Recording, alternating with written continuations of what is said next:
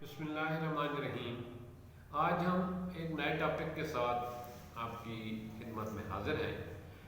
آج ہم بات کرتے ہیں گندم کی الرجی، ویٹ الرجی، گلوٹن کا پرابلم، اس کے بارے میں۔ دوستو، دنیا میں جتنی نعمتیں ہیں ان میں سب سے زیادہ مقدس، معتبر اور دیر تک ساتھ دینے والی نعمت جو ہے وہ صحت ہے۔ اگر آپ کی صحت ہے تو آپ کے ساتھ تمام رشتے بھی اچھے ہیں، آپ کے لیے آپ کا رزق بھی وہ فائدہ مند ہے۔ اگر آپ کی صحت نہیں ہے تو کوئی چیز بھی آپ کے لیے فائدہ مند نہیں ہے، رشتے بھی تنگ آ جاتے ہیں اور مال رزق بھی آپ کے کسی کام کا نہیں، دنیا کی نعمتیں بھی کسی کام کے نہیں۔ اس لیے صحت جیسی نعمت دنیا میں اور کوئی چیز نہیں۔ اپنی صحت کا خیال رکھیے، کھانے پینے میں احتیاط کیجیے، وہ چیزیں کھائیے جو آپ کی صحت کے لیے بہتر ہوں۔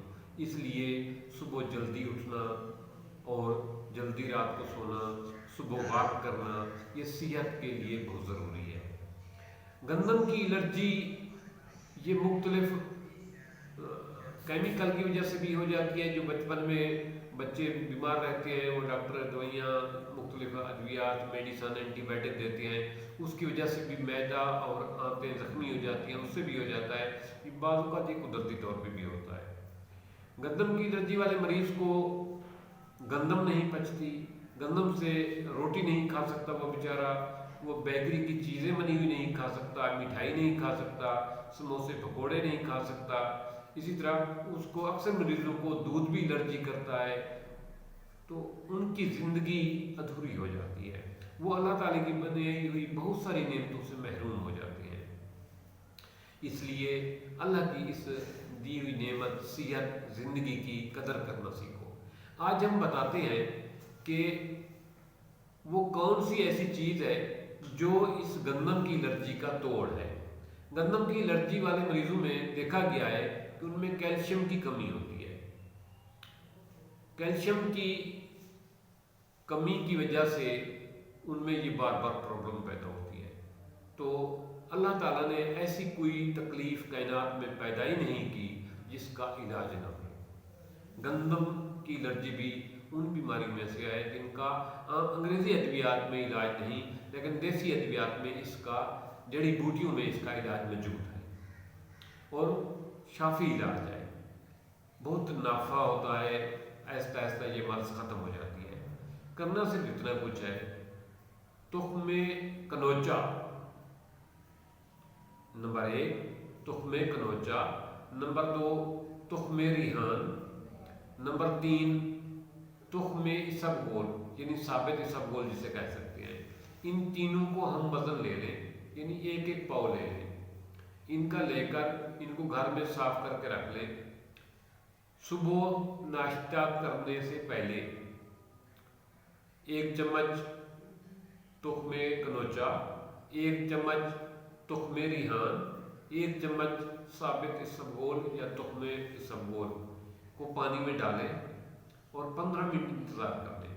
15 منٹ انتظار کرنے کے بعد آپ پانی کو چھان لیں، پانی ضائع کر دیں، اور جو اس کا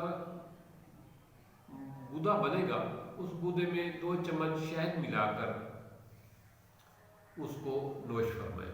اس کے 15 منٹ بعد آپ ناشتہ کر لیں۔ یہ نسخہ آپ نے کم از کم 100 دن استعمال کرنا ہے۔ 100 دن متواتر استعمال کریں۔ 60 دن گزرنے کے بعد، 60 دن گزرنے کے بعد یعنی 2 مہینے کے بعد آپ معمولی سی مقدار میں گندم والی چیز کوئی بھی تھوڑی بہت لے کر لینا شروع کریں گے، اور اس ٹائم تک آپ میں بہت ساری تبدیلی آ چکی ہوگی، کیلشیم کی مقدار پوری ہو چکی ہوگی، اور آپ کی آنتوں اور معدوں میں جو پرابلم تھا وہ کافی حد تک ٹھیک ہو چکا ہوگا۔ تو بہتر تو یہ ہے کہ 100 دن پورا ہونے پر پھر شروع کیا جائے، پھر آپ کا معدہ مکمل ٹھیک ہو چکا ہوگا، آپ کی آنتیں مکمل ٹھیک ہو چکی ہوگی، اور وہ گندم کو ہضم کرنے میں طاقت رکھتی ہوں گی، گندم کی الرجی بھی نہیں ہوگی۔ یہ بہت نفع بخش علاج ہے اور بہت آزمودہ ہے۔ اس کو 100 دن استعمال کریں انشاءاللہ تعالیٰ، اس کے بعد آپ میں بہت بڑی تبدیلی ہوگی، آپ کی صحت بہت اچھی ہو چکی ہوگی، آپ ان گندم یا گندم سے بنی ہوئی چیزوں کو ہضم کر سکیں گے، ان کی الرجی نہیں ہوگی۔ اس نسخے کو صدقہ جاریہ سمجھ کر ان لوگوں تک پہنچائیں جن کو گندم کی الرجی ہوتی ہے، جن کو گلوٹن کا مسئلہ ہوتا ہے، جن کو ویٹ الرجی ہوتی ہے۔ یہ لاجواب قسم کا نسخہ ہے اور بہت پرانے حکماء اس کو استعمال کرتے ہیں، بہت تحقیق کے بعد یہ ملا ہے۔ انگریزی ادویات میں گلوٹن کا کوئی علاج نہیں سوائے پرہیز کے، لیکن آپ بھی 100 دن پرہیز کریں گے، اس کے بعد اس کو آہستہ آہستہ شروع کریں گے، انشاءاللہ تعالیٰ آپ کو بہت نفع ہوگا۔ تھینکس، دعاؤں میں یاد رکھیے، لوگوں کی زندگی میں آسانیاں بانٹیں، اللہ تعالیٰ آپ کی زندگی میں آسانیاں بانٹے گا۔ شکریہ۔